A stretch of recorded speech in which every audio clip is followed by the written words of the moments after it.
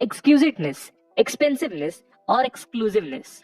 दोस्तों, यही तीन चीज एक ब्रांड को बाकी ब्रांड से अलग एक प्रीमियम ब्रांड बनाती हैं और इन्हीं तीन ईज के कारण कंज्यूमर्स में ये ब्रांड रेलेवेंट और हाई डिमांड में रहते हैं। इन सब में मोस्ट इफेक्टिव फैक्टर है एक्सक्लूसिवनेस।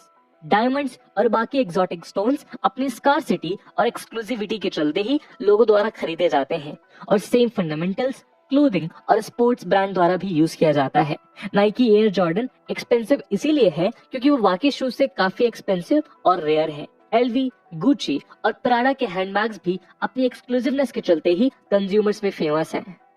दोस्तों, मूवीज में अक्सर दिखाया जाता है कि कैसे एक शख्स मोहब्बत का इजहार करते हुए अपने घुटनों में बैठकर अपने पार्टनर को डायमंड की रिंग पहनाता है। आज ये परंपरा टीवी से निकलकर हमारे और आपके जिंदगी में बस चुकी है। आज डायमंड रिंग्स प्रपोजल का एक इम्पोर्टेंट सिंबल बन चुके हैं। ये हमारे माइंड में कुछ इस तरह इनक्रिप्टेड है कि अगर आज कोई अपने पार्टनर को प्रपोज करता है या कोई एंगेजमेंट सेरेमनी होती है तो बिना डायमंड रिंग ये अनसेटिस्फैक्टरी लगने लगता है। और हैरानी की बात यह है कि ये सब एक वेल ड्रिवन एडवर्टाइजिंग कैंपेन का नतीजा है। 1867 में एक माइनिंग कंपनी डी बियर्स द्वारा साउथ अफ्रीका में एक large scale diamond mine discover की गई। 1900s आते आते डी बियर्स के फाउंडर सेसिल जॉन रोड्स द्वारा फंडिंग की मदद से अन्य शहरों में प्रेजेंट डायमंड माइंस खरीदना शुरू किया जाने लगा। आपको जानकर हैरानी होगी कि 18th और 19th सेंचुरी तक लोगों में डायमंड रिंग्स एक्सचेंज करने का ऐसा कोई कल्चर या कॉन्सेप्ट नहीं था। 1947 में डी बियर्स द्वारा एक न्यूली वेड कपल्स पर फोकस्ड एडवर्टाइजिंग कैंपेन लॉन्च किया गया जिसका नाम था अ डायमंड इज फॉरएवर। इस कैंपेन का मकसद डायमंड की इन्वेस्टमेंट प्रॉपर्टी को न्यूली वेड्स कपल में as a symbol of love, commitment, everlasting devotion और केयर की तरह प्रेजेंट किया जाने लगा। डी बियर्स के इस प्रमोशनल कैंपेन से पहले सिर्फ 10% एंगेजमेंट्स में ही डायमंड रिंग्स दी गई थी, लेकिन इनके कैंपेन के बाद ये नंबर बढ़कर 80% पहुंच गया। 1939 से 1979 तक US retail diamond sales $23 million से बढ़कर $2.1 बिलियन तक ड्रास्टिकली इंक्रीज हो गई थी और समय के साथ एंगेजमेंट पर डायमंड रिंग पहनाना एक नॉर्म बन गया। इसी एग्जाम्पल के साथ ये समझा जा सकता है कि किस तरह ब्रांड्स हमारे अवेयरनेस के बिना हमारे माइंड और लाइफस्टाइल में पेनिट्रेट कर अपनी जगह बनाने लगती हैं। प्रोडक्ट्स की एक्सपेंसिवनेस उसकी एक्सक्लूसिवनेस से डायरेक्टली प्रोपोर्शनल मानी जाती है। आसान भाषा में यूं कहें कि जितना यूनिक एक प्रोडक्ट होगा उतनी ही हाई उसकी कॉस्ट भी होगी। अगर आप हाई नेटवर्थ इंडिविजुअल हो या आपकी सेविंग हैबिट बहुत फ्रूटफुल हो तो हाई कॉस्ट प्रोडक्ट खरीदना आपके लिए कोई मेजर इशू नहीं है।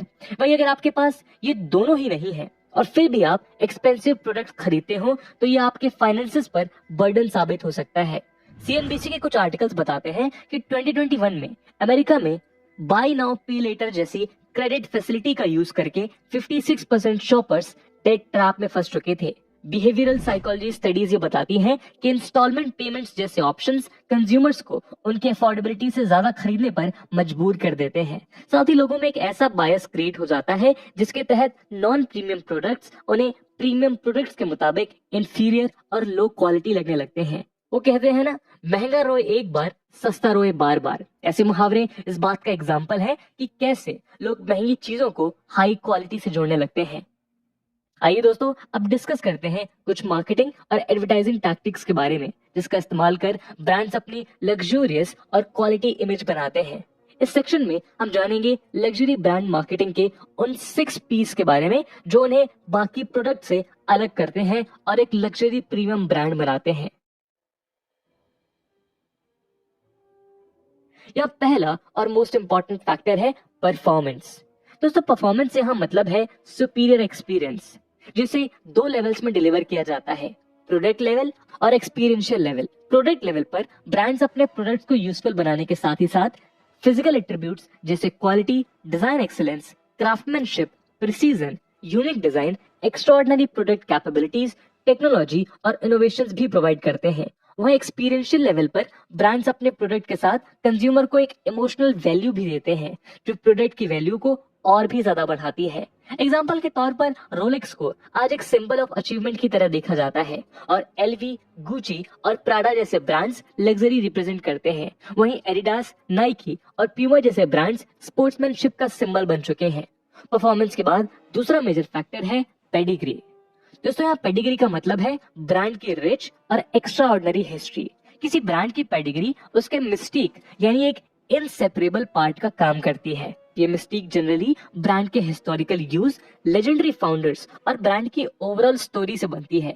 आज एप्पल सिर्फ एक टेक्नोलॉजी ब्रांड ही नहीं बल्कि एक एक्स्ट्राऑर्डिनरी स्टीव जॉब्स की कैपेबिलिटी को भी रिप्रेजेंट करता है। स्टीव जॉब्स की लाइफ से लोग जितना कनेक्ट होते हैं उतना ही वो एप्पल से इंट्रोड्यूस भी होने लगते हैं।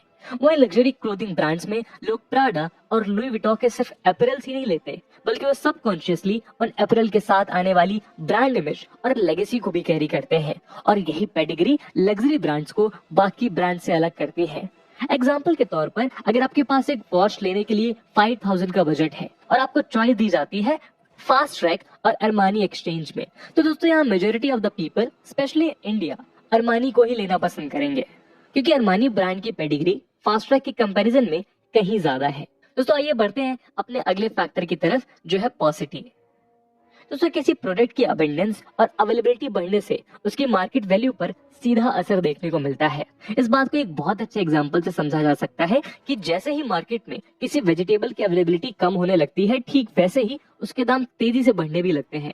और यही सिंपल अवेलेबिलिटी का फॉर्मूला ब्रांड्स भी यूज करते हैं। स्विफ्ट डिजायर आपको हर दूसरे घर में देखने को मिल जाएगी, लेकिन रोल्स रॉयस देखने के लिए शायद आपको पहले ओनर का एड्रेस सर्च करना पड़ सकता है। दोस्तों यहाँ पॉसिटी के भी दो टाइप्स हैं, नेचुरल पॉसिटी और टैक्टिकल ड्रिवन पॉसिटी। नेचुरल पॉसिटी कुछ स्कार्स इंग्रेडिएंट्स जैसे प्लैटिनम, डायमंड्स और बाकी ऐसे गुड्स हो सकते हैं जो एक्सेप्शनल क्वालिटी में अवेलेबल हो। वहीं टैक्टिकल ड्रिवन पॉसिटी एक प्रमोशनल टैक्टिक है जिसे प्रोडक्ट की डिमांड बढ़ाने के लिए इस्तेमाल किया जाता है। नाइकी, कन्वर्स और वैंस जैसे ब्रांड के हाईली प्राइस्ड शूज भी tactical driven positive based marketing का ही एग्जांपल है। आइए अब डिस्कस करते हैं नेक्स्ट और मोस्ट इंपॉर्टेंट फैक्टर, पर्सोना। किसी ब्रांड का पर्सोना उनके प्रोडक्ट की फंक्शनैलिटी, यूज, एडवर्टीजमेंट, प्रोजेक्शन और कंज्यूमर्स के साथ बने इमोशनल कनेक्ट पर निर्भर करता है। दोस्तों अगर आप H&M की एडवर्टीजमेंट देखेंगे तो आपको फैशन, यूनिकनेस, बोल्डनेस और लिबर्टी देखने को मिलेगी। ऐसा इसलिए है क्योंकि H&M एक यूथ ओरिएंटेड ब्रांड है और यूथ में यूनिकनेस, बोल्डनेस और लिबर्टी अचीव करने की एक मेजर नीड होती है और इन्हीं नीड्स को फुलफिल करते हुए ब्रांड्स अपने आप को एडवर्टीजमेंट के थ्रू प्रोजेक्ट करते हैं। और पर्सोना क्रिएट करने का दूसरा मेजर सोर्स है वर्ड ऑफ माउथ। आपको जानकर हैरानी होगी कि लैम्बोर्गिनी जैसे कुछ बड़े ब्रांड्स तो एडवर्टाइजिंग ही नहीं करते। इन ब्रांड्स का कोर बिलीफ कस्टमर में सेटिस्फैक्शन जनरेट करना है। यही कोर बिलीफ इनको सबसे बड़ा एडवर्टाइजिंग वेपन देता है जो है वर्ड ऑफ माउथ। एप्पल भी एडवर्टाइजमेंट के साथ ही साथ वर्ड ऑफ माउथ जनरेट करने पर भी फोकस रखता है। एप्पल इकोसिस्टम द्वारा प्रोवाइड की जाने वाली सर्विसेज कंज्यूमर को इतना कंफर्ट देती हैं कि एप्पल के कंज्यूमर खुद ही लोगों को एप्पल प्रोडक्ट सजेस्ट करने लगते हैं। यूनिवर्सिटी ऑफ पेंसिल्वेनिया के professor of neuroscience Michael Platt द्वारा कंडक्टेड एक रिसर्च में देखा गया कि एप्पल यूजर्स खुद को ब्रांड से इतने ज्यादा आइडेंटिफाई करने लगते हैं कि एप्पल पर उठाए क्रिटिसिज्म उन्हें पर्सनल लेवल पर हर्ट करने लगते हैं। ब्रांड इवेंचुअली उनके लाइफस्टाइल का पार्ट बनने लगता है। वहीं सैमसंग के केस में लोग इसलिए सैमसंग खरीद रहे हैं क्योंकि उन्हें एप्पल नहीं पसंद। अगर कोई एप्पल को क्रिटिसाइज करता है तो इनका brain state of happiness experience करने लगता है। तो दोस्तों हम कॉन्शियसली महसूस भी नहीं कर पाते हैं कि कब कोई ब्रांड हमारे लाइफस्टाइल का पार्ट बन जाता है। अगर आप भी अपने किचन में देखो तो आप रियलाइज करेंगे कि कैसे टाटा सॉल्ट आपका ही नहीं बल्कि पूरे फैमिली की लाइफस्टाइल का पार्ट बन चुका है। इसी लाइफस्टाइल के कॉन्सेप्ट को लग्जरी ब्रांड्स अपने प्रोडक्ट्स के साथ एसोसिएट करते हैं। नाइकी, एडिडास और प्यूमा जैसे brands sports and athletic lifestyle promote करते हैं। वहीं डियोर, रैल्फ लॉरेन, वर्साचे और अरमानी जैसे ब्रांड्स एक लग्जरी लाइफस्टाइल प्रमोट करते हैं। और ये इतने ह्यूज स्केल पर किया जाता है कि इवेंचुअली ये ब्रांड्स अपने प्रोडक्ट के साथ लाइफस्टाइल भी बेचने लग पड़ते हैं। और यही रीजन है कि मोस्टली लोग हाईली एक्सपेंसिव ब्रांड्स इसीलिए खरीदना पसंद करते हैं क्योंकि इन प्रोडक्ट्स के साथ आने वाली लाइफस्टाइल उन्हें आकर्षित करने लगती है। नॉर्मल स्नीकर्स पहनने वाले इंडिविजुअल और नाइकी के हाई एंड स्नीकर्स पहनने वाले इंडिविजुअल्स में आपको सिग्निफिकेंट डिफरेंस देखने को मिल सकता है। खैर आइए अब बढ़ते हैं अपने नेक्स्ट फैक्टर की तरफ जो है पब्लिक फिगर।